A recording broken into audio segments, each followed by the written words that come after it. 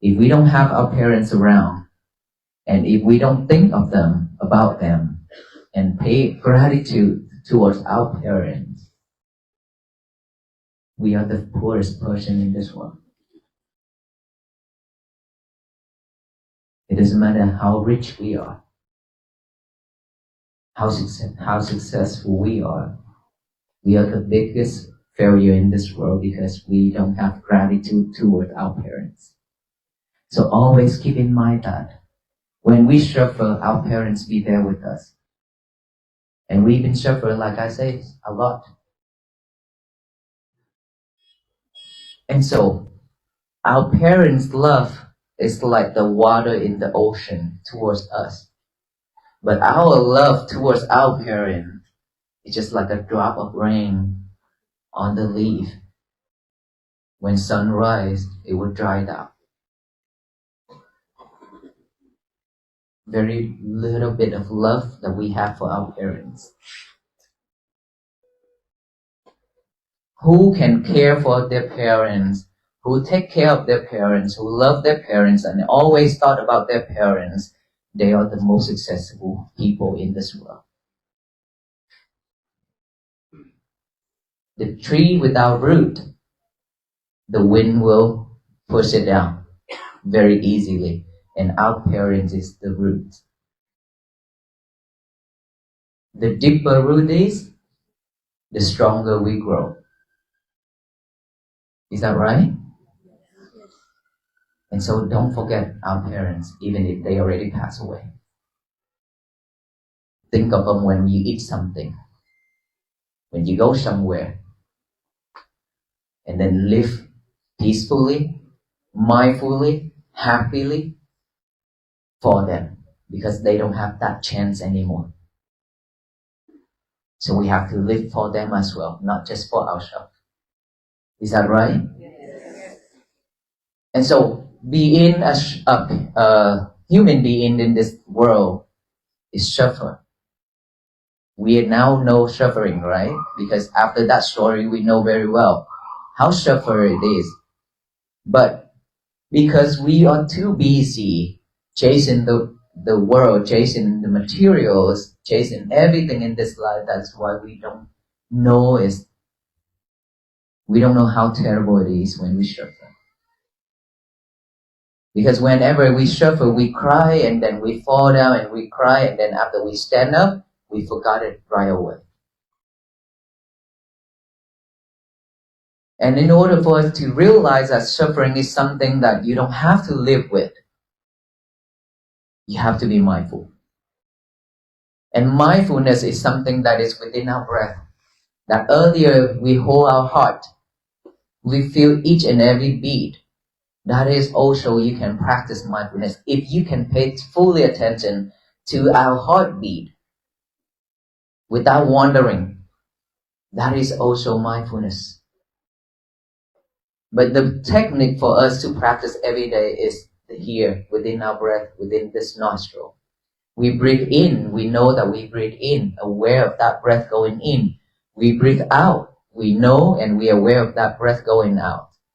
Just in, out,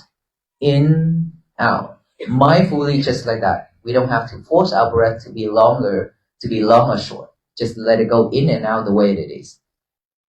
And then when we have thought about our parents, well, I don't need that bicycle anymore. When that thought pop up,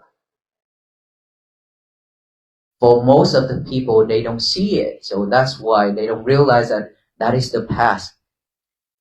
So they chase after it. Keep thinking about that. Oh, I don't need that bicycle anymore. And then when we have that thought popping up, and then we automatically follow that thought and think about our parents, think about that moment when they left us, that moment when he died and she died in front of me. You see, just within that thought. And when we follow it, it will add things into it, more colorful to it, more imagination to it. Then the whole time we live in with thoughts, suffering. That is when we are overwhelmed with thought and we suffer. So now that we are practicing mindfulness, All we need to do is just acknowledge that. But in order for us to see that thought popping up, we have to be mindful with our breath. Without being mindful with our breath, we cannot see the thought. So when we mindful concentration on the breathing right now, in, out, thought pop up, realize that you have thought and just recite silently thought. It means that you observe that thought, you know that thought, you see in that thought. So now after saying that, you come back here. Bring your concentration back to the breathing. And then breathe in and breathe out, another thought pop up, do it again. Observe it, come back here. Acknowledge it, come back here. Hearing. When we hear noise, when we hear sound, anybody talking or slamming on that door, anything, just acknowledge of that sound. That's a sound. Sound. Come back here. Feeling, sensation, numb, pain, anything. Just acknowledge it as feeling. Feeling means that you observe in that feelings. Pain, numb, itchy, and then come back here. Just bringing our concentration back to this present moment, which is the breathing. That's all we need to do. We don't have to live with the past anymore. The past is a history. No one can change it. So let it go. And don't chase the future either. It's not yet come.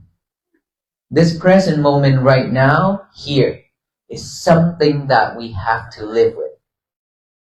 When we live mindfully with this present moment, our mind is not wandering around. When it's not wandering around, we are pure. When we are pure, it's just like a piece of white paper, white cloth. No dots, no nothing, no dirty. But when that piece of white cloth has some dots on it, dirty, dust, it's not pure anymore. And our mind is always like that. So we purify our mind to make that, to clean that cloth to be pure and white, clean. Right?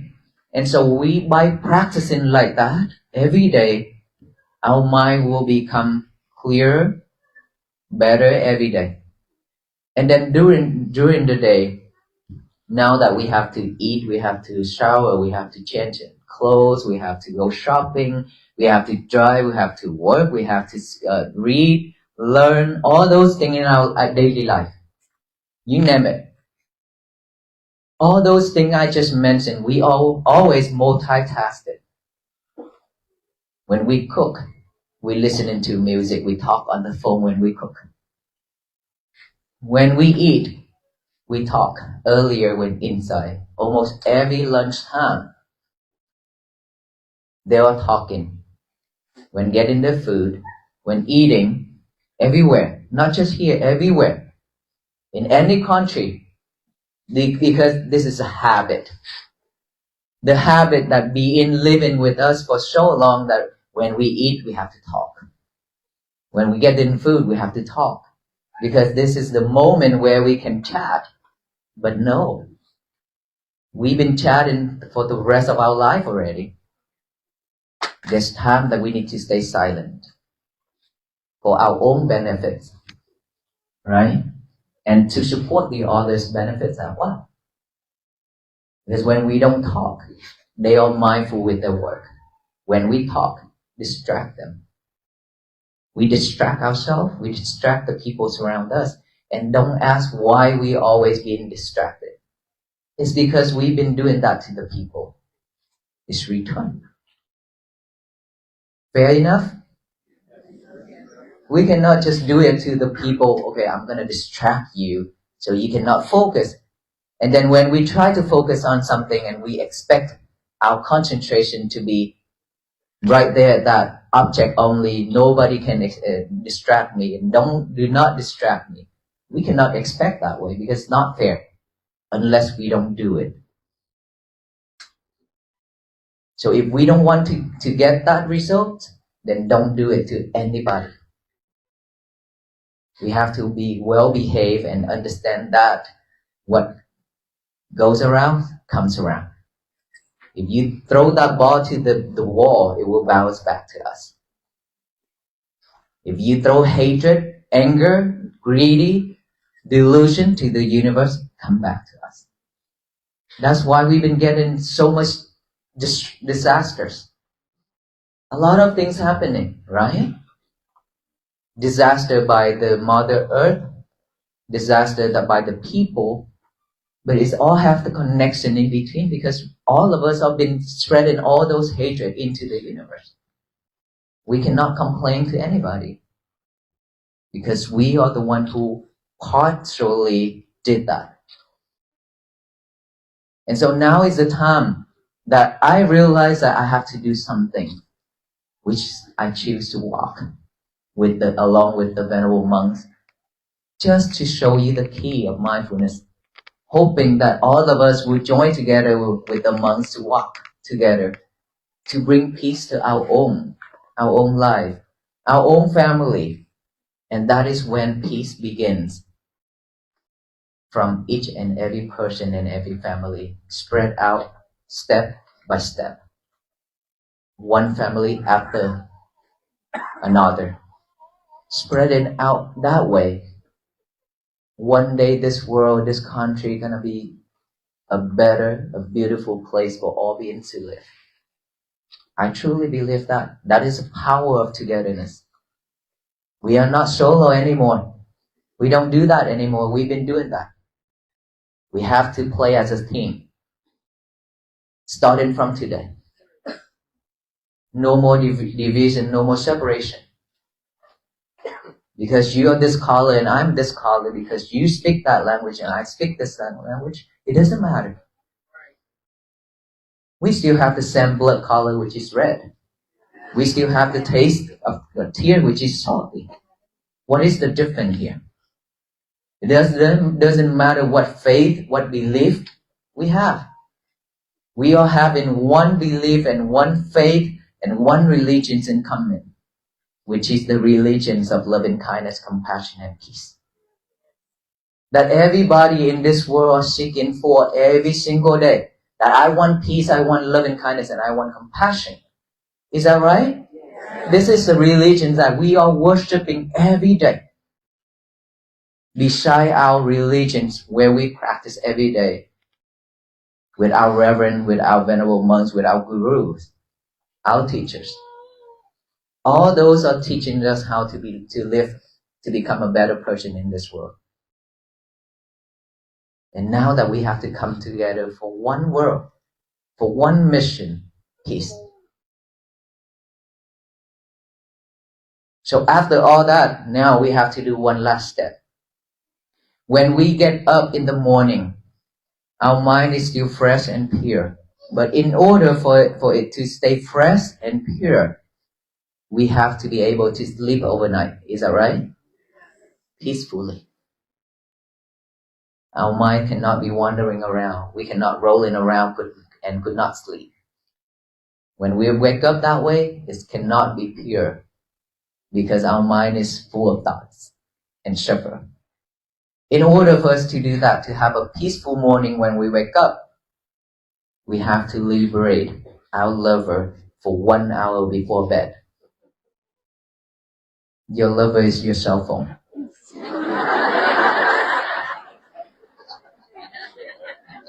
You have to lock him and her up and put somewhere else 1 hour before bed. Okay? It's okay to check Walk for Peace later tomorrow. Do that so you have 1 hour to prepare for yourself to go to bed, to go to sleep. Within that 1 hour, live for yourself. Live for yourself by practicing mindfulness, breathing in and out. This is your only time. Don't share it with anybody. But if you want to share it, you share it with the whole family sitting down together and practice. And then when we go to bed, in the morning when we wake up, now it's fresh and pure. Okay? Don't reach for your lover yet when you wake up. Still have to leave them alone. Now, get a piece of paper and a pen now, write down the statement. Today is going to be my peaceful day. Even though you already heard me saying 85 days now, talking about that, it's okay. Get a piece of paper and a pen, write it down. Today is going to be my peaceful day. It's simple, easy, but powerful. Write that down and read it over and over with our eyes to make sure that it's recorded deeply. And now read it out loud with our mouth, just like I'm talking right now. Today is going to be my peaceful day, so that no one can mess it up except us. We are the only person in this world who can mess our days up. No one else. If you don't let them. And every morning we have to say that statement to the universe. Tell the universe that today is going to be my peaceful day. Imagine all the people in this country and all the people in this world doing the same thing. Just one statement. Today is going to be my peaceful day. Spread it all over the universe. What's going to happen is we'll shower back with all love and kindness and compassion and peace for the benefits of all beings.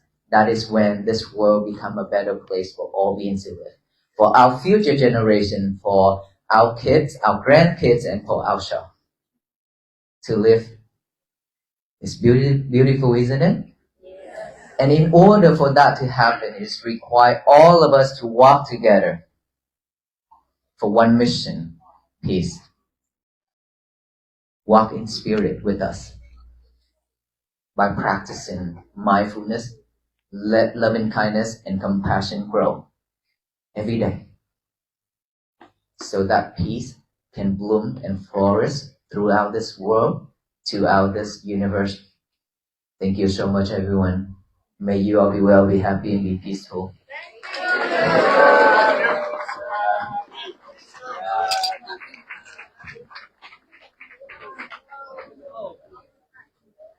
We still have a long way to walk, and so we will pass out the bracelet.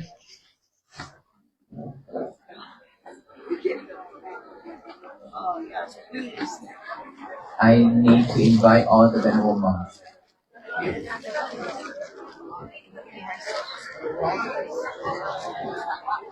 Please stay calm.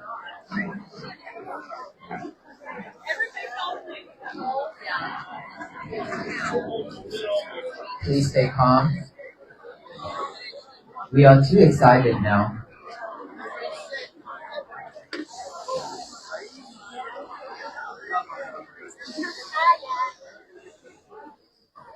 Okay, here's one thing.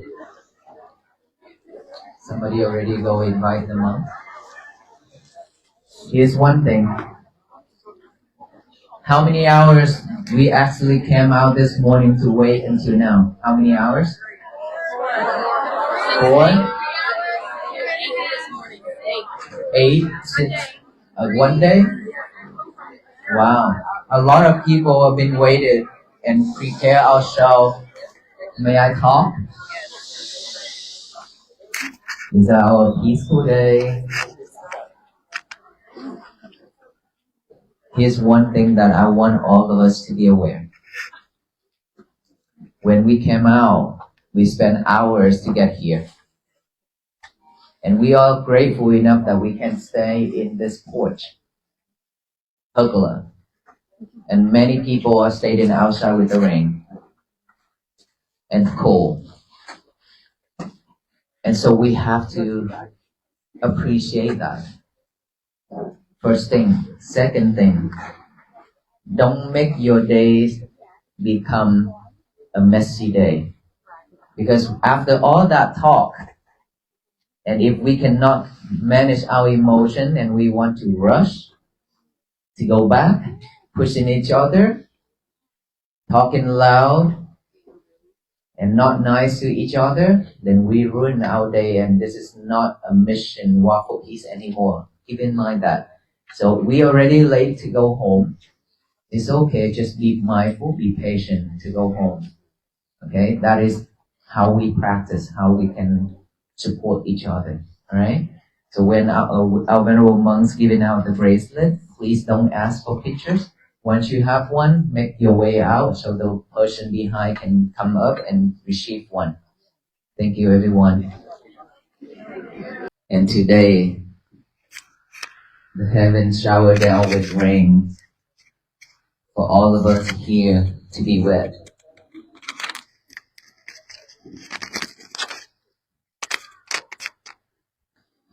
You know, when every time, I don't know, it's just me, but every time when we travel and we have to, it's not that we have to, but whenever we take lunch or rest inside the building,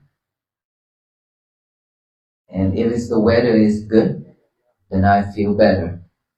But the weather like this, and I feel uneasy sitting inside and eat, while I know that so many people standing outside and wait. It just, that feeling is very uneasy for me. We used to just stay outside and eat every day, sleep outside as well every night. And these days are so many places that open up and host us, just like the church, our church here today. We are very honored and grateful for that. But again, I also have another mind, another thought, feeling bad that other people are coming out for us, and then in this weather, it's getting colder and colder. So, just want to tell you all that I love you all so much. Thank you for the support, hospitality, and in this conditions right here, let us all walk together for the same mission, to bring peace for our soul and to our family, ourselves, our families, and for this nation and for the world. Okay?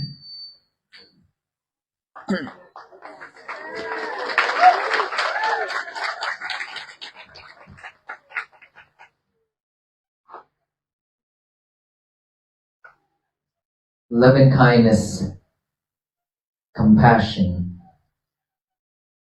These are the two things that we've been just saying without doing. We understand the word loving kindness and compassion so well. Is that right? And these two terms is something that as a human beings, we have to have it. Without these two, then we always have selfishness within love. Love itself always has selfishness come along. Because we only love the person we like. We only love the person who always talk nice to us, be nice to us. Otherwise, we don't have love for them.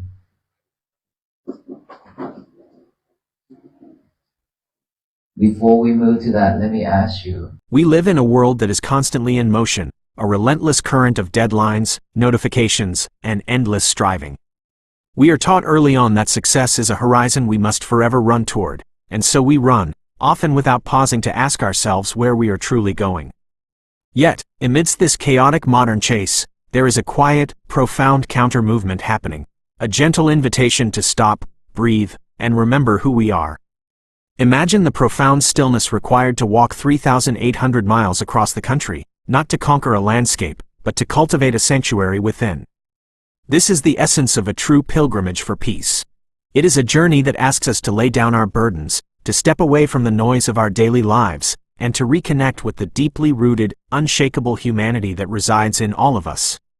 True peace does not begin with grand geopolitical treaties. It begins quietly, in the hidden soil of our own hearts, nourished by the simplest and most profound of human emotions, gratitude. To understand where we are going, we must first look with profound reverence at where we come from. Imagine a magnificent tree standing tall in a vibrant forest.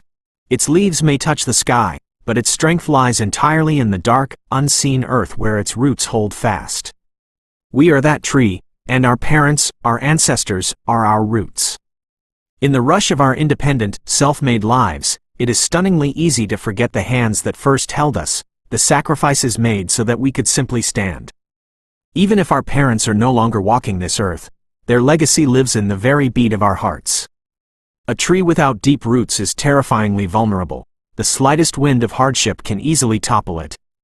When we forget to practice gratitude, when we fail to honor those who gave us life, we sever our own roots. We may accumulate wealth, prestige, and material comfort, but without that foundational gratitude, we remain spiritually impoverished. Cultivating gratitude is not merely about saying thank you. It is about living so beautifully, so mindfully, and so peacefully that our very existence becomes a living tribute to them. When we eat, when we walk, when we simply breathe, we have the opportunity to do so with a deep, silent appreciation for the lineage of love that brought us here. We do not just live for ourselves, we live to honor the roots that anchor us to the earth. Yet, so often, we tear ourselves away from these grounding roots because we are consumed by the mirage of the chase. We suffer, profoundly and frequently, but our suffering is masked by a terrifying busyness. Being human inherently involves experiencing pain, loss, and heartbreak. We stumble, we fall, and we cry out in our distress. But the tragedy of our modern conditioning is that the moment we stand back up, we instantly forget the depth of that pain. We brush off our bruised knees and immediately resume chasing the shiny, ephemeral materials of the world. We convince ourselves that the next promotion, the next purchase, or the next fleeting achievement will finally be the shield that protects us from sorrow. Because we are so distracted by this endless pursuit, we fail to sit with our suffering, to understand its texture, and to realize that it is not something we are condemned to live with forever. We are trapped in a cycle of hurt and distraction, never realizing that the very act of chasing is what keeps us exhausted and disconnected from the peace we so desperately crave. To break this cycle, we have to wake up. We have to realize that our suffering is a heavy coat we have forgotten how to take off. The key to unbuttoning that heavy coat lies right beneath our noses, literally and metaphorically, in the sacred sanctuary of our own breath. Mindfulness is a word we hear often, but its reality is astonishingly simple. It does not require a mountaintop or a perfect life, it requires only your attention. Place your hand over your heart and feel the steady, miraculous rhythm of life drumming within your chest. That beat is happening right now, in the only moment that actually exists. True mindfulness is the gentle art of coming home to this exact second. It is as simple as noticing the cool air entering your nostrils as you breathe in, and the warm air leaving as you breathe out. We do not need to force the breath to be long or short, deep or shallow. We just need to let it be, and witness it. Of course, the mind will rebel. A thought of the past will flare up, a painful memory, a regret about something lost or broken, and try to pull us backward. When that happens, we do not need to fight the thought. We merely need to acknowledge it softly. We can silently label it, thought, thought, thought, and then gently, with infinite compassion for ourselves, return our attention to the breath. We do the same with a sudden noise in the room, or a sharp ache in our knee. We acknowledge sound, we acknowledge feeling, and we return home. The past is a history book that cannot be rewritten, and the future is an unwritten page. The present moment is the only place where we are truly alive. When we begin to anchor ourselves in the present, we inevitably become aware of just how much unnecessary noise we inject into our daily ecology. We live in a society that glorifies multitasking as a virtue. We cook while listening to podcasts, we eat while scrolling through news feeds, and we fill every silent space with endless chatter. It is a deep-seated habit to constantly distract ourselves, perhaps because we are afraid of what we might hear if we simply sat in silence. But this constant output of noise and distraction comes at a steep price. When we refuse to give our full, undivided attention to a simple task like eating or walking, we fracture our own minds. More than that, our distraction ripples outward. When we bring our scattered, noisy energy into a room, we disrupt the peace of those around us. It is an immutable law of nature that what we throw into the world bounces back to us.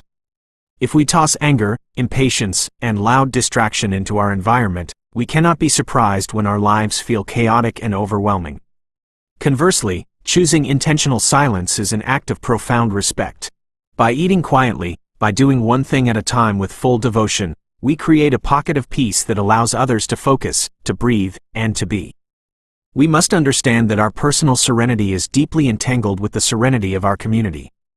This commitment to cultivating peace faces its greatest test at the end of the day, as we prepare to transition into rest. Throughout the day, our minds act like a pristine white cloth that slowly accumulates the dust, dirt, and colorful smudges of our interactions, anxieties, and digital consumption. If we take that stained cloth to bed, our sleep will be restless, filled with the tossing and turning of a mind that is still desperately trying to process the chaos. To truly wake up in peace, we must first liberate our nights. This requires setting a firm, non-negotiable boundary. We must learn to lock away our most demanding lover, the smartphone. For at least 1 hour before we close our eyes, we must detach from the screens that tether us to the world's anxieties. This golden hour is a sacred, private sanctuary. It is a time to sit with our families, or simply with ourselves, and return to the breath. It is the time to gently wash that white cloth clean, letting go of the day's offenses, the unread emails, and the global news cycle.